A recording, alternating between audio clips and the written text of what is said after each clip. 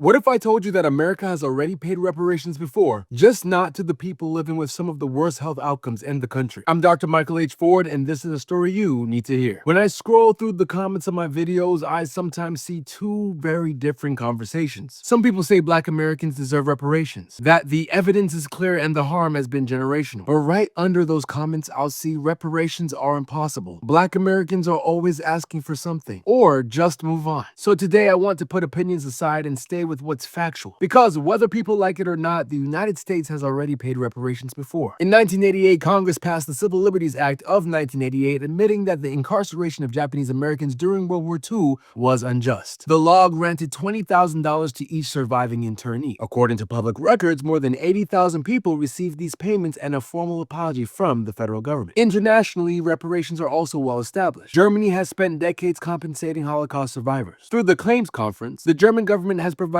billions of dollars in payments and continues to fund survivor support programs today. Reparations have also happened within states. After the 1923 Rosewood Massacre, where a black town in Florida was destroyed by white mob violence, the state approved the compensation program in 1994. The program included direct payments to survivors and scholarship funds for descendants. And in Evanston, Illinois, the city created the first municipal reparations program in U.S. history. With that program, eligible black residents harmed by decades of discriminatory housing practices can receive $25,000 grants for home repairs, mortgages, or direct payments. So the real question isn't whether America can do reparations. The record shows it already has. The question is, who does this country choose to repair? Now look at Black Americans today. According to the Federal Reserve's 2019 survey of consumer finances, the typical white family had a median wealth of about $188,000, while the typical black family had about $24,000, about an 8-to-1 difference. This wealth gap isn't just economic, it's also medical. The CDC reports that Black Americans experience higher rates of hypertension, diabetes, and stroke, and have higher mortality from many chronic diseases. The Office of Minority Health confirmed that Black Americans have one of the lowest life expectancies of any major group in the United States. And when we look at maternal health, the CDC reports Black women are 3 times more likely to die from pregnancy-related causes than white women. Meanwhile, at the federal level, H.R. 40, a bill that wouldn't even pay reparations but simply study them, still has not been passed. So when people ask me why Black Americans still talk about reparations, the truth is clear and simple. This country has already repaired other communities, but the community facing some of the deepest wealth gaps, some of the deepest health gaps, and some of the deepest life expectancy gaps has never been repaired at all. Healing starts with knowing. Follow for more.